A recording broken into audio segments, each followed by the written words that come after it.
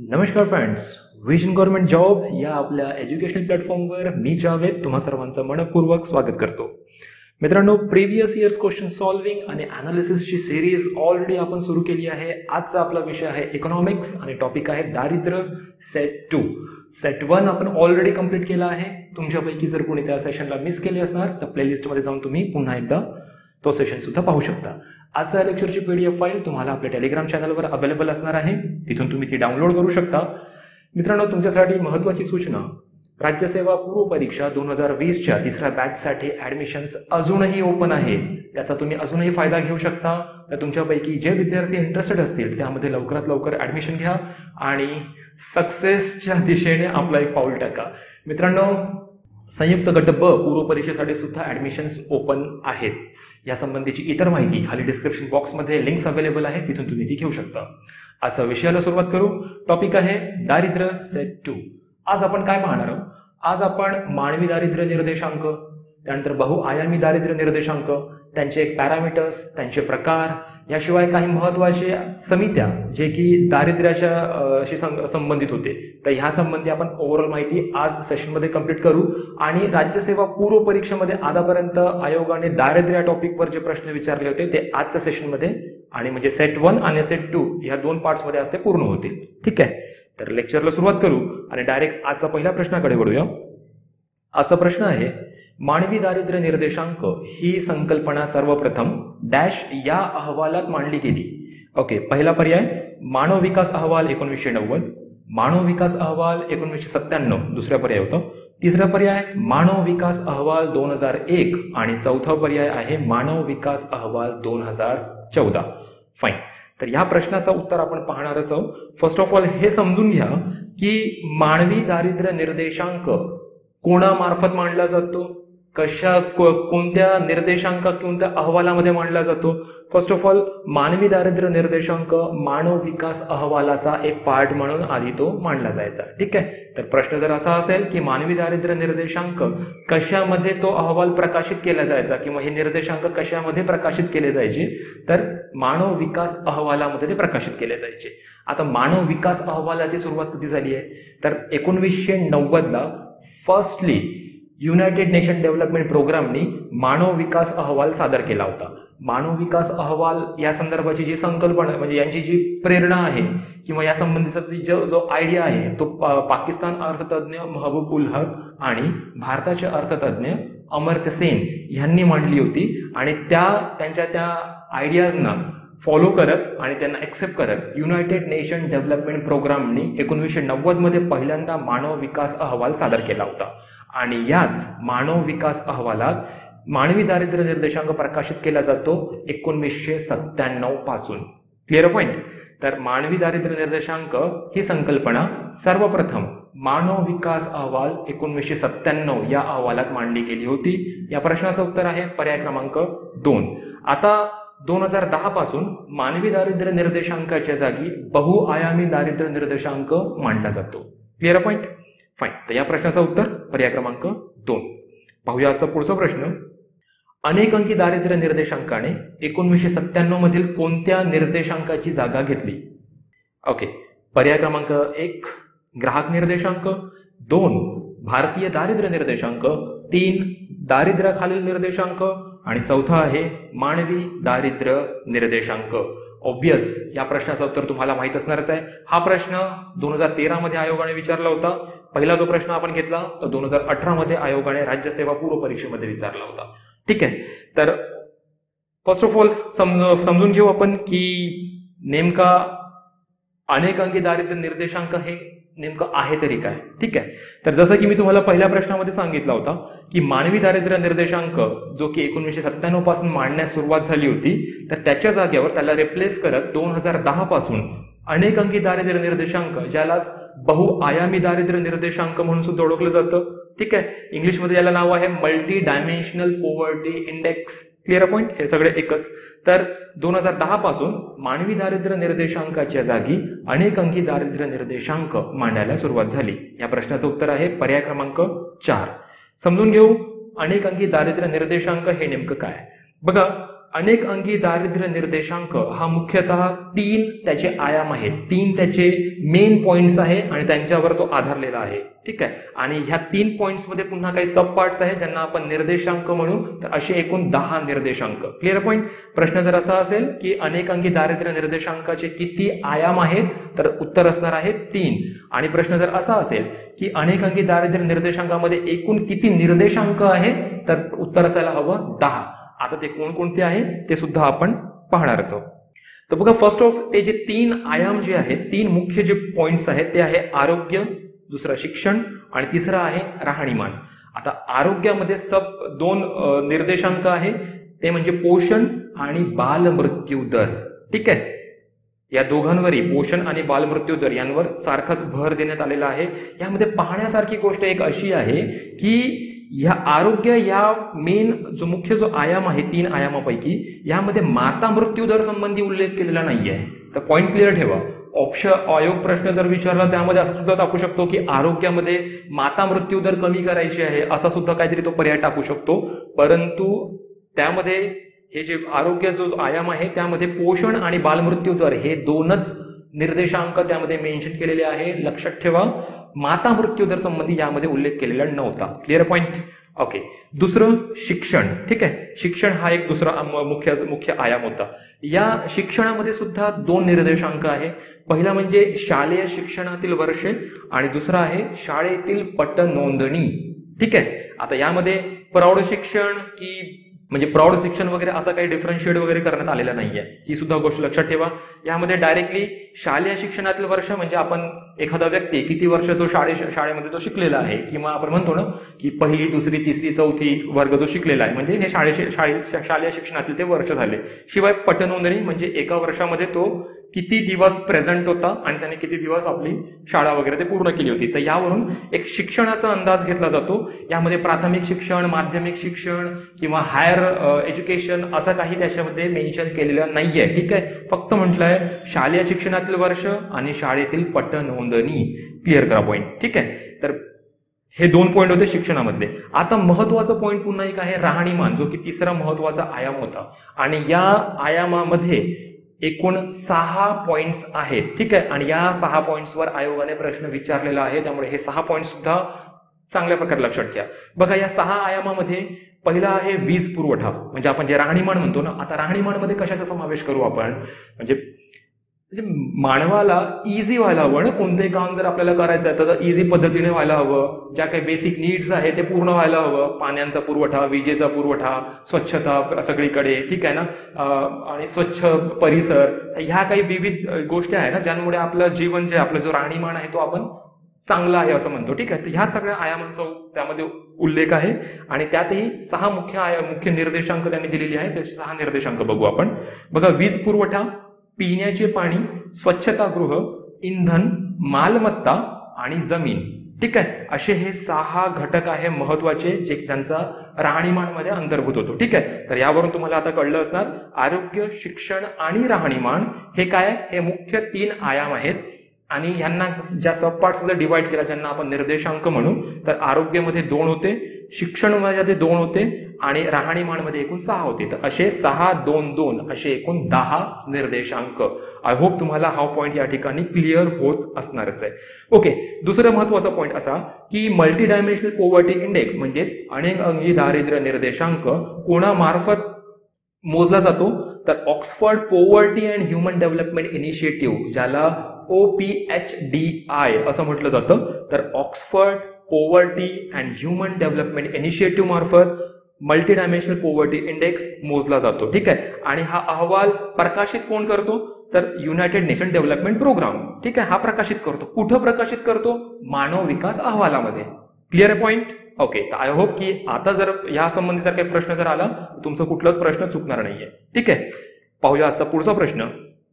कुटुंब बहुआयामी दारिद्र्य होण्याची शक्यता अशा वेळी जास्त असते जेव्हा वंचितता निर्देशांक, अ विधान आहे, 20% पेक्षा जास्त पण 33.3% पेक्षा कमी असते. ब विधान आहे, 33.3% पेक्षा जास्त पण 50% पेक्षा कमी असते. क विधान आहे, 25 म्हणजे 25% पेक्षा जास्त पण 50% पेक्षा कमी असते. ठीक आहे. आणि त्यानंतर पर्याय दिलेला आहे. पहिला पर्याय आहे फक्त अ, दुसरा पर्याय फक्त ब, तिसरा पर्याय फक्त अ आणि चौथा पर्याय आहे वरीलपैकी एकही नाही. ओके, बघा हा जो प्रश्न आहे हा प्रश्न नेमका कशावर बेस्ड आहे तर बहुआयामी जे दारिद्र्य निर्देशांक आहे त्यांना 3 प्रकारामध्ये डिवाइड केलाय. ठीक आहे, फर्स्ट ऑफ ऑल ते 3 प्रकार कोणते ते समजून घ्या. पहिला जो प्रकार असतो त्याच्यामध्ये एखादा कुटुंब किंवा व्यक्ती दारिद्र्य असण्याची शक्यता असते. क्लिअर आहे पॉईंट पहिल्या पॉईंटमध्ये. दुसरा पॉईंट जो असतो त्यामध्ये तो पर्टिक्युलर जो कुटुंब आहे तो दारिद्र्य आहे असं कन्फर्म केलं जातं. ठीक आहे, हा झाला दुसरा प्रकार. तिसरा प्रकार काय की तो जो कुटुंब आहे तो कुटुंब त्या कुटुंबामध्ये तीव्र दारिद्र्य आहे. ठीक आहे, तीव्र दारिद्र्याचे प्रमाण आहे किंवा तीव्र बहुआयामी गरीब आहे तो कुटुंब असं कन्सिडर केलं जातं. असे ते 3 प्रकार. आता हे 3 जे प्रकार आहे हे कशावरून कळणार तर ते आपण आता मागे जे आयाम बघितले ना 3 मुख्य पॉइंट्स कोणकोणते होते शिक्षण, आरोग्य आणि राहणीमान ह्या 3 पॉइंट्सवर ते कव्हर केलं जातं. ठीक आहे, आता आपण समजून घेऊ की मुख्यतः हे जे प्रकार आहे हे प्रकार कशा प्रकारे त्यांना डिफरन्शिएट केलं जातं. ठीक आहे, फर्स्ट ऑफ ऑल आपण बघू की एखादा जो कुटुंब आहे तो बहुआयामी दारिद्र्य असण्याची शक्यता कधी असते. ठीक आहे, बघा पॅरामीटर्स आपल्याला ऑलरेडी यांनी दिलं आहे ना आरोग्य, शिक्षण आणि राहणीमान. तर ह्याचा विचार करून एखाद्या कुटुंबामध्ये जर ह्या ज्या सगळ्या काही पॅरामीटर्स आहेत आरोग्य, शिक्षण आणि राहणीमानचा ह्यांचा अभाव जर आपल्याला 20% पेक्षा जास्त परंतु 33.3% पेक्षा जर कमी जर दिसत असेल तर त्याला आपण म्हणू की हा जो कुटुंब आहे हा आता दारिद्र्य होण्याची शक्यता आहे. ठीक आहे, क्लिअर पॉईंट. म्हणजे पुन्हा एकदा रिपीट करतो, बघा जे आपण 3 आयाम बघितले शिक्षण, आरोग्य आणि राहणीमान, तर ह्या 3 आयामांचा विचार करून ह्यांचा अभाव जर 20% पेक्षा जास्त परंतु 33.3% पेक्षा जर कमी असेल तर तो कुटुंब बहुआयामी दारिद्र्य होण्याची शक्यता आहे असं म्हटलं जातं. Clear point. ओके, आता दुसरं हेच 3 पॅरामीटर आणि ह्या 3 पॅरामीटर मध्ये जर एखादा कुटुंब 33.3% पेक्षा जास्त परंतु 50% पेक्षा जर कमी असेल तर तो पर्टिक्युलर जो कुटुंब आहे तो बहुआयामी गरीब आहे असं कन्फर्म केलं जातं. ठीक आहे, 33.3% पेक्षा जास्त परंतु 50% पेक्षा कमी. ठीक आहे, ह्या ज्या 3 आयाम होते यांचा जर अभाव असेल तर त्याला तो कुटुंब बहुआयामी गरीब आहे असं डिक्लेअर केलं जातं. आणि आता तिसरा शेवटचा पॉइंट जो की तीव्र बहुआयामी गरीब, तर 50% पेक्षा जास्त या घटकांचा जर अभाव जर जाणवत असेल तर तो पर्टिक्युलर कुटुंब हा तीव्र बहुआयामी गरीब आहे असं कन्फर्म केलं जातं. ठीक आहे, तर मला वाटतं तुम्हाला हा पॉईंट या ठिकाणी क्लिअर व्हायलाच हवं. ठीक आहे, सेम थिंग हा जो प्रकार होता हे प्रकार मोजण्याचं कार्य पुन्हा कोण करणार आहे Oxford poverty and human development initiative जो आपण मागे बघितला होता. पुन्हा एकदा रिपीट करतो की कोण प्रकाशित करतं तर युनायटेड नेशन डेव्हलपमेंट प्रोग्राम मार्फत ते पब्लिश केलं जातं. कुठं मानव विकास अहवालामध्ये ते पब्लिश केलं जातं. ठीक आहे, ओके, तर इथपर्यंत तुम्हाला पॉईंट क्लिअर झाला असणार. ह्या प्रश्नाचं उत्तर बघू तर या प्रश्नाचं उत्तर आहे पर्याय क्रमांक 3 फक्त अ. ठीक आहे, अविधान काय होतं 20% पेक्षा जास्त पण 33.3% पेक्षा कमी असते. एक छोटंसं पॉईंट पुन्हा लक्षात घ्या की या कुटुंब हा जो प्रश्न होता या प्रश्नाला पुन्हा एकदा नीट बसून बघा की कुटुंब बहुआयामी दारिद्र्य होण्याची शक्यता अशा वेळी जास्त असते जेव्हा वंचितता निर्देशांक, प्रश्नामध्ये काय म्हटलंय शक्यता. ठीक आहे, ह्या वर्डला यूज करा, या वर्डला मार्क करा. जर शक्यता हा वर्ड जर सुटला तर प्रश्न चुकणार आहे. क्लिअर आहे, तर शक्यता 20% पेक्षा जास्त परंतु 33.3% पेक्षा कमी. ओके फाईन, पाहूया पुढचा प्रश्न. ओके, आता आपण एक समित्यांकडे वळू जो की नियोजन आयोगामार्फत वगैरे फॉर्म करण्यात आली होती. पहिल्यांदा आपण सुरेश तेंडुलकर समितीबद्दल बोलणार आहोत, ज्याला आपण भाग 1 मध्ये सेट 1 मध्ये सुद्धा आपण कव्हर केला होता. तरी पुन्हा एकदा रिव्हिजन पुन्हा होणार आहे आपली, तर आपण पुन्हा एकदा त्याला कव्हर करू. ओके, प्रश्न आहे खालील विधाने भारतातील दारिद्र्याच्या संकल्पनेशी संलग्न आहेत. वरीलपैकी कोणती विधाने S.G. तेंडुलकर कमिटीच्या दारिद्र्य संकल्पनेनुसार बरोबर आहे. ओके फाईन, तर पहिला जो विधान आहे दारिद्र्य रेषेची संकल्पना कॅलरीजच्या स्वरूपात मांडली. दुसरं विधान म्हणजे ब विधान दारिद्र्य आणि भूक या दोन्ही संकल्पना एकच आहेत. क विधान आहे दारिद्र्य रेषा टोपलीमधील वस्तू आणि सेवांमध्ये बदल घडवून आणला गेला. ओके, तर असे हे 4 विधान दिले आहे आणि पर्याय आहे पर्याय 1 आहे अ आणि ड बरोबर, पर्याय क्रमांक 2 ब बरोबर, पर्याय क्रमांक 3 ब आणि क बरोबर आणि पर्याय क्रमांक 4 ड बरोबर. ओके, आता तुम्हाला ही गोष्ट माहित करून घ्या की first of all Suresh Tendulkar समिती कोणामार्फत फॉर्म करण्यात आली होती, तर नियोजन मंडळामार्फत 2005 मध्ये सुरेश तेंडुलकर यांच्या अध्यक्षतेखाली एक कार्यगट किंवा तज्ज्ञ गट फॉर्म करण्यात आला होता. या गटाने आपला अहवाल 2009 मध्ये या समितीसमोर किंवा नियोजन मंडळासमोर मांडला आणि गव्हर्नमेंट ऑफ इंडियाने, भारत सरकारने 2011 पासून ह्या समितीच्या शिफारसींना मान्यता दिली आणि त्यानंतर मग यांनी सांगितलेल्या ज्या काही पद्धती होते त्याप्रमाणे आता दारिद्र्य मोजण्यासाठी मग ते सुरुवात झाली होती. क्लिअर आहे. हा जो आयोग होता, हा आयोग नियोजन मंडळाने का नेमला होता, यामागचं रिझन म्हणजे प्रचलित ज्या काही आपल्या जी प्रोसेस होती, जी काही पद्धत होती ज्यामार्फत आपण दारिद्र्याला मोजायचो, तर त्या व्यतिरिक्त आणखी काही वेगळ्या पद्धतीने आणि चांगल्या पद्धतीने आपल्याला काही दारिद्र्याचे हे जे प्रमाण आहे हे काटेकोरपणे मोजता येणार का, यासाठी ती समिती होती. तर सुरेश तेंडुलकर समिती 2005 कशा संदर्भात होती, दारिद्र्याच्या मोजमापासाठी. ठीक आहे. आणि अहवाल कधी सादर केला, 2009 ला. फॉर्म कधी झाली होती कमिटी, 2005 ला. ठीक आहे. या संबंधी सुद्धा प्रश्न आहे ते आपण पाहू. ठीक आहे. आता आपण थोडंसं समजून घेऊ की नेमकी ही जी कमिटी होती या कमिटीने आपली कोणकोणती शिफारसी मांडली होती. बघा, या कमिटीने फर्स्ट ऑफ ऑल आपली जी शिफारस त्यांनी मांडली यासंबंधी त्यांनी दारिद्र्याचे जे मोजमाप केले होते ते त्यांनी पर कॅपिटा इन्कम ह्यानुसारच त्यांनी उपभोग खर्च, न्यूनतम उपभोग खर्च यावर त्यांनी हा जो सगळा काही दारिद्र्याचे जे प्रमाण आहे ते मोजण्याची शिफारस केली होती.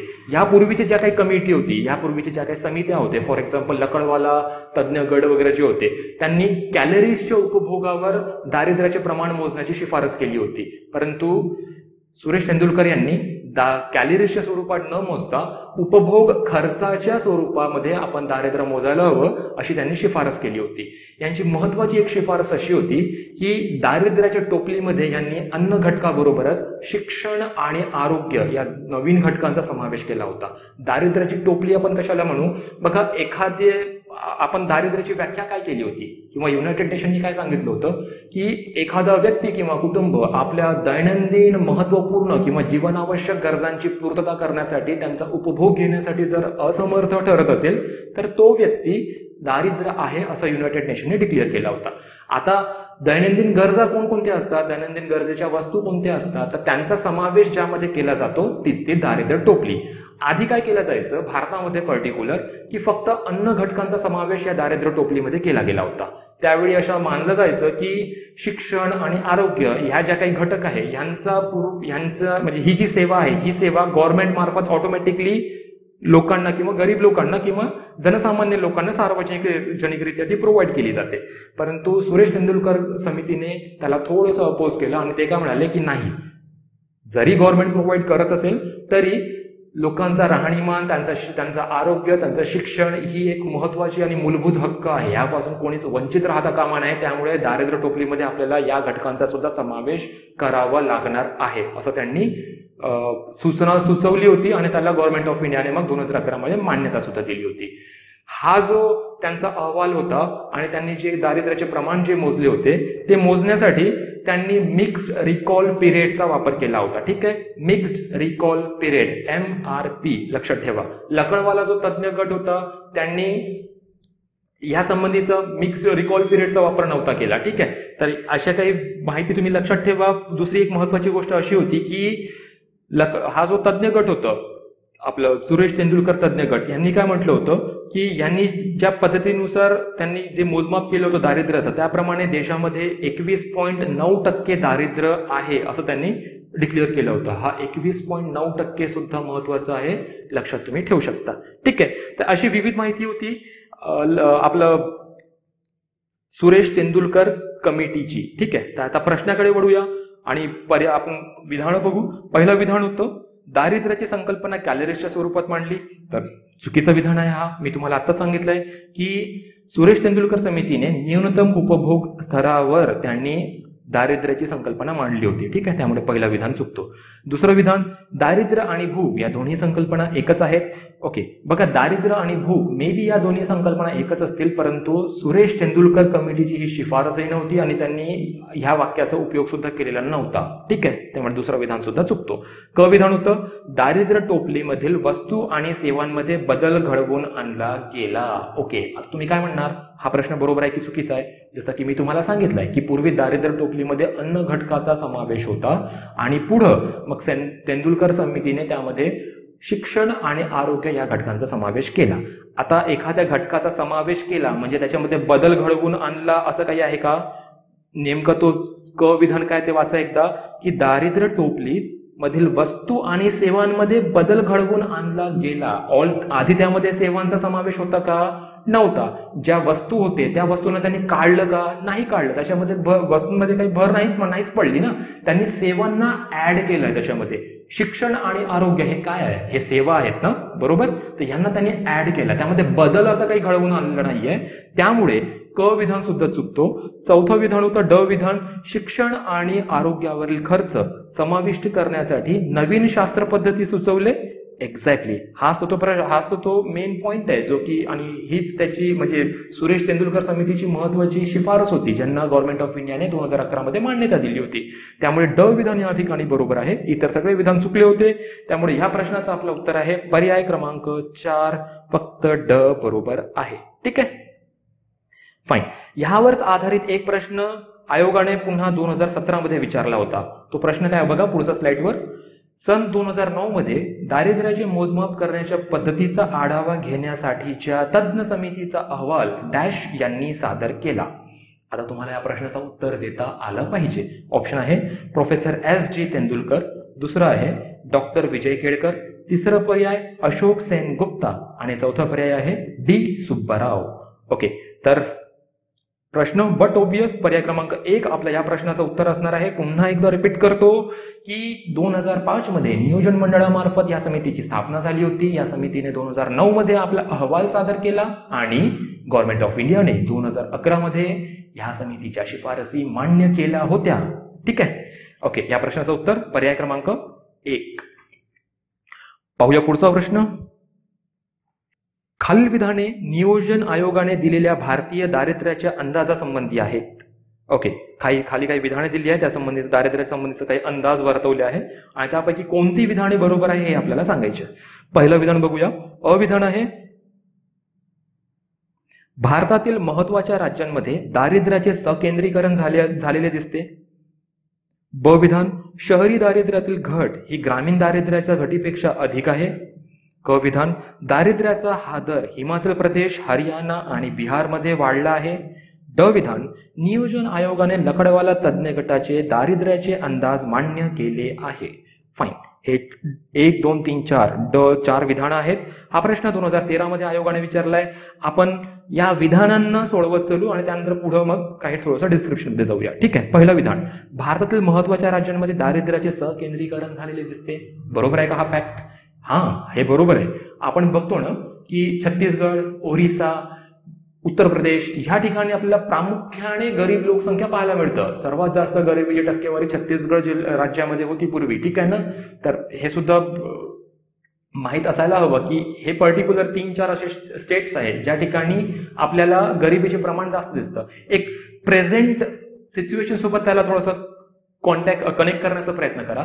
आपण जे मायग्रेशन जे बघितलं होतं ना, आता जे काही या व्हायरसमुळे जे लॉकडाऊन झालं होतं आणि जे प्रवासी मजदूर वगैरे जे चालले होते ते कुठले होते? मॅक्सिमम उत्तर प्रदेशचे होते, ओरिसाचे होते, छत्तीसगडचे होते. ठीक आहे ना, तर यावरून तुम्हाला असं सुद्धा तुम्हाला लक्षात यायला हवं ना की हे मजदूर तिथून आलेले होते ना, तर मग त्यामुळे त्या ठिकाणी गरिबीचे प्रमाण सुद्धा जास्त आहे. तर हाच म्हणजे हा विधान सुद्धा हेच म्हणतंय की काही स्पेसिफिक अशा राज्यांमध्ये ही दारिद्र्याचे जे आहे असे केंद्रीकरण झालेले आहे. तर हो, हा विधान बरोबर आहे. पर्याय क्रमांक अविधान तर बरोबर आहे. ब विधान शहरी दारिद्र्यातील घट ही ग्रामीण दारिद्र्याच्या घटीपेक्षा अधिक आहे. ओके, एक प्रश्न जर असा असेल की दारिद्र्याचे प्रमाण शहरी भागामध्ये जास्त आहे की ग्रामीण भागामध्ये, तर ऑब्वियस ग्रामीण भागामध्ये दारिद्र्याचे प्रमाण जास्त आहे. आणि ब विधान आपला काय म्हणतो की शहरी दारिद्र्यातील घट ही ग्रामीण दारिद्र्याच्या घटीपेक्षा जास्त आहे. ऑब्वियस, बघा संसाधनांचा भरपूर असा उपयोग शहरी भागामध्ये केला जातो. शहरी भागांमध्ये रोजगाराच्या संधी सुद्धा उपलब्ध होतात.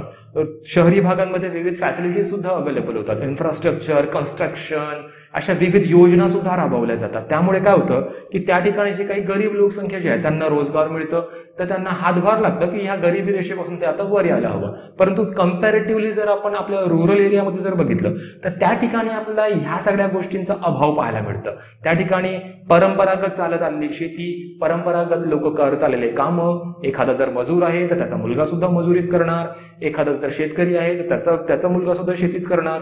तर असे सगळ्याच काही नाही, ठीक आहे ना, त्याला रॉंगली घेऊ नका. मला म्हणायचं फक्त काय की प्रामुख्याने अशाच प्रकारचं चित्र आपल्याला पाहायला मिळतं. ठीक आहे, तर संधींचा अभाव असतो मेनली. आणि सांगायचा अर्थ असा की हो, शहरी दारिद्र्यातील घट ही ग्रामीण दारिद्र्याच्या घटीपेक्षा अधिक आहे. कारण संधी, ठीक आहे ना, संधी मिळत नाहीये ग्रामीण भागामध्ये आणि कंपॅरेटिव्हली शहरी भागामध्ये ग्रामीण भागापेक्षा जास्त संधी अवेलेबल असतात. ठीक आहे, तर ब विधान सुद्धा बरोबर आहे. क विधान, दारिद्र्याचा दर हा हिमाचल प्रदेश, हरियाणा आणि बिहारमध्ये वाढला आहे. ओके, प्रश्न 2013चा हा प्रश्न होता, तर मे बी त्यावेळी हा प्रमाण वाढला असणार, तर हा सुद्धा विधान बरोबर होता. आणि हा काय प्रश्न, हा क विधान काय म्हणतो की वाढला आहे, असं नाही म्हणत या ठिकाणी की प्रमाण सर्वात जास्त आहे किंवा टक्केवारी सर्वात जास्त आहे किंवा लोकसंख्या सर्वात जास्त आहे. ठीक आहे ना, तर विधान सुद्धा नीट वाचणं महत्वाचं आहे. ड विधान होतं, नियोजन आयोगाने लकड़वाला तज्ञ गटांचे दारिद्र्याचे अंदाज मान्य केले आहेत.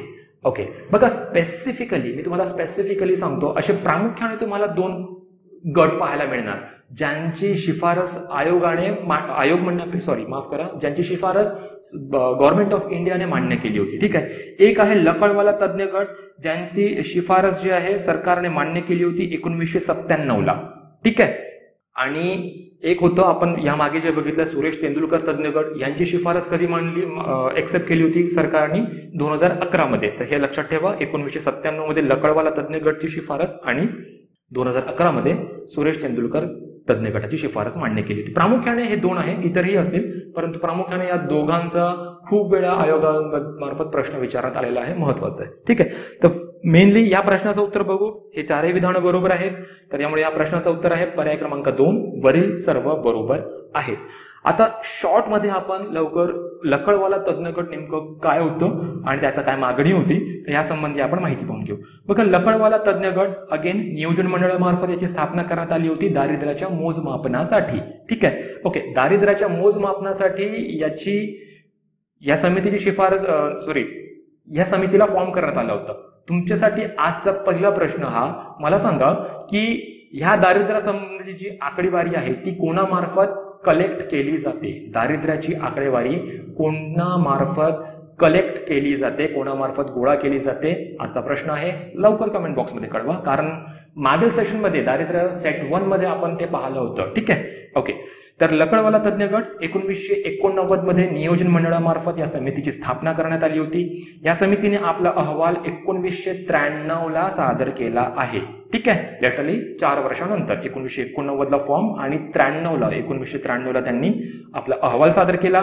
आणि सरकारने, जसं की मी तुम्हाला सांगितलंय, 1997ला सरकारने त्यांचा अहवालाला एक्सेप्ट केला होता.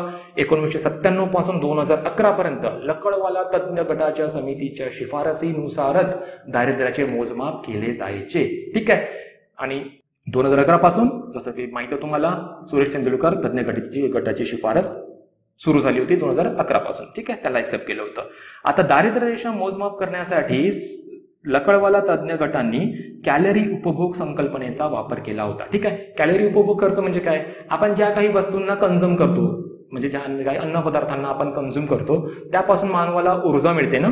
ठीक आहे, तर त्या म्हणजे पर्टिक्युलर ग्रामीण भागासाठी वेगळी ऊर्जा, आय थिंक 2400 कॅलरी ऊर्जा, आणि शहरी भागासाठी 2100 कॅलरी ऊर्जा, असं त्यांनी पॅरामीटर फिक्स केला होता. ठीक आहे, तर जो कोणी जर ह्या कॅलरी स्वरूपामध्ये जर डेली जर कंझ्युम जर करत असेल तर तो दारिद्र्य रेषेच्या वर आहे, असं त्यांनी हे केलं होतं, म्हणजे प्रेडिक्ट केलं होतं. आणि अशी त्यांनी सुचवलं होतं की आपण कॅलरी उपभोग संकल्पनेचा वापर करू आणि त्यानुसार आपण दारिद्र्य मोजमाप करण्याचं काम करू. ठीक आहे, तर कॅलरी उपभोग. आणि सुरेश तेंडुलकर तज्ञ गटांनी कशाचा वापर केला होता?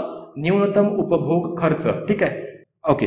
आणि पुन्हा महत्वाचं काय होतं की लकड़वाला जो तज्ञ गट होता त्यांनी भारताचे दारिद्र्य रेषेचे विभक्तीकरण केले होते. ठीक आहे, आता हे विभक्तीकरण कशा प्रकारे आहे बघा.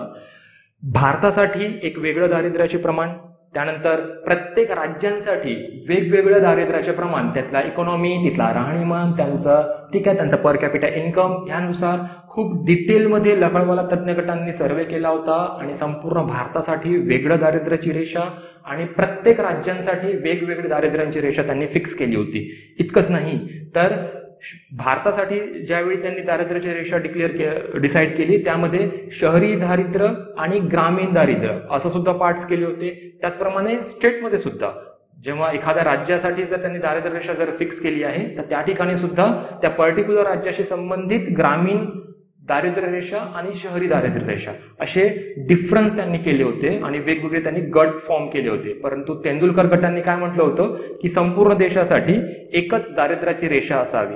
ठीक आहे, तर आय होप तुम्हाला या ठिकाणी हा पॉईंट सुद्धा या ठिकाणी कव्हर झालेला आहे. ओके, आणि दारिद्र्य रेषा मोजमाप करण्यासाठी लकड़वाला तज्ञ गटाने युनिफॉर्म रिकॉल पिरियडचा वापर केला होता. ठीक आहे, मिक्स रिकॉल पिरियडचा वापर केला होता सुरेश तेंडुलकर तज्ञ गटांनी आणि लकड़वाला तज्ञ गटांनी युनिफॉर्म रिकॉल पिरियडचा वापर केला होता. आता मिक्स्ड हे जे रिकॉल पिरियड असतात हे काय, uniform recall period, mixed recall period, modified mixed recall period असे 3 त्याचे प्रकार आहेत. ते तुम्ही पुस्तकांमध्ये वाचून घ्या आणि समजून घ्या, कारण हे सुद्धा दारिद्र्याची संकल्पना समजण्यासाठी आणि प्रश्नांना सोडवण्यासाठी ह्या रिकॉल पिरियडचा पण खूप चांगल्या प्रकारे वापर होतो आपल्याला. ठीक आहे, तर असे हे लकड़वाला तज्ञ गट होतं आणि बट ऑब्वियस या प्रश्नाचं उत्तर मी तुम्हाला सांगितलंय. पर्याय क्रमांक 2 वरील सर्व हा या प्रश्नाचं उत्तर होतं. ठीक आहे, पाहूया आजचा पुढचा प्रश्न.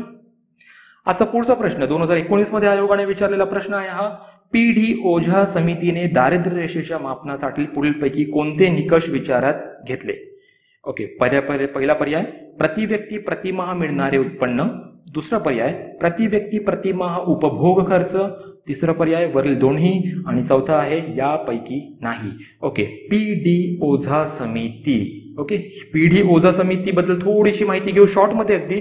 बघा, PD ओझा समितीची स्थापना झाली होती 1960-61 मध्ये. ठीक आहे, लक्षात ठेवू शकता PD ओझा ज्यावेळी महाराष्ट्र राज्याची स्थापना झाली 1960 ला, बरोबर. कधी? 1 मे 1960, राईट ना. तर 1960 लाच PD ओझा समितीची सुद्धा स्थापना झाली. एक लिंक लावा यार, म्हणजे आपल्याला फक्त समजायचं आहे ना, लक्षात ठेवायचं कशा प्रकारे आपण लक्षात ठेवू शकतो तो आपल्यावर डिपेंड करतं. ठीक आहे, 1960 महाराष्ट्र राज्याची स्थापना झाली, त्यावेळेस PD ओझा समिती सुद्धा फॉर्म झाली होती. ठीक आहे, दारिद्र्याच्या मोजमापासाठी. ओके, PD ओझा समितीने काय केलं की कॅलरी हा निकष वापरला दारिद्र्य मोजमापासाठी, ज्याला लकड़वाला तज्ञ गटा समितीने फॉलो केलं होतं. त्यांची पण शिफारस होती की कॅलरी निकषाचा आपण वापर करूया आणि त्याच प्रकारे PD ओझा समितीने सुद्धा शिफारस केलेली होती. ठीक आहे, संपूर्ण देशासाठी PD ओझा समितीने सरासरी 2250 कॅलरी प्रतिदिन असा निकष त्यांनी ठेवला होता. ठीक आहे, 2250 कॅलरी प्रतिदिन सरासरी पूर्ण देशासाठी होता. ठीक आहे, आणि जो आपला सुरेश तेंडुलकर तज्ञ गट होता त्यांनी कशाची शिफारस केली होती? न्यूनतम उपभोग खर्च. मी नेहमी रिपीट करत आहो, यामागचा उद्देश माझा फक्त आणि फक्त एवढंच आहे की तुम्हाला या ठिकाणीच या सगळ्या गोष्टी कंठस्थ व्हायला हवं. ठीक आहे ना, थोडंसं टफ वर्ड आहे कंठस्थ, बट असो पाठ व्हायला हवं तुम्हाला. ठीक आहे, तर या प्रश्नाच्या उत्तराकडे जाऊया. बघा, पहिला पर्याय होता प्रति व्यक्ती प्रतिमाह मिळणारे उत्पन्न. नाही, मंथली पर कॅपिटा इन्कम वगैरे असं काही त्यांनी PD ओझा समितीने बोललं नव्हतं, त्यामुळे हा पर्याय चुकतो. दुसरा पर्याय होता प्रति व्यक्ती प्रतिमाह उपभोग खर्च. नाही, त्यांनी कॅलरी निकषाचा वापर केला होता. प्रति व्यक्ती प्रतिमाह उपभोग खर्चाचा वापर केला होता सुरेश तेंडुलकर तज्ञ गटाने, त्यामुळे दुसरा सुद्धा चुकतो. ठीक आहे, तिसरं वरील दोन्ही, तर वरील दोन्ही चुकीचं आहे, त्यामुळे पर्याय क्रमांक 4 यापैकी नाही हा या प्रश्नाचा उत्तर आहे. ठीक आहे, त्यांनी निकष कोणता वापरला होता? PD ओझा समितीने कॅलरी हा निकष वापरला होता. ठीक आहे, तर मित्रांनो अशी ही ओव्हरऑल माहिती आणि इतकेच प्रश्न आजपर्यंत आयोगाने विचारले होते.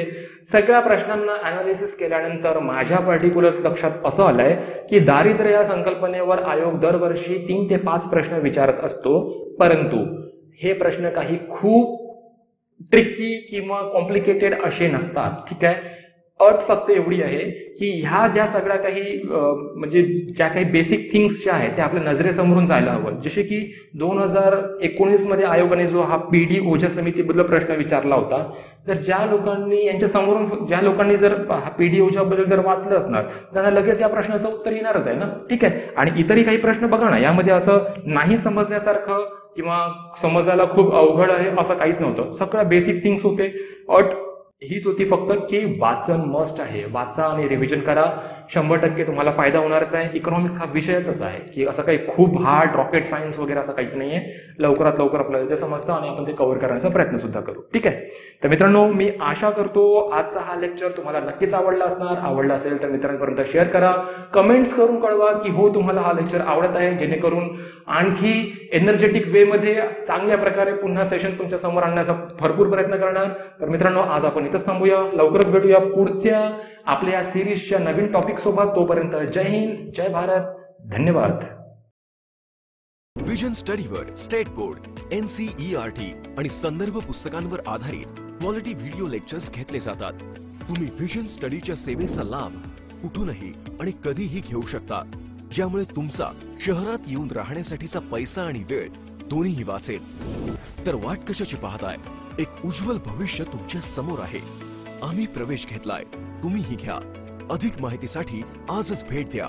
Visit www.visionstudy.in. हो, स्वप्न पूर्ण होतात.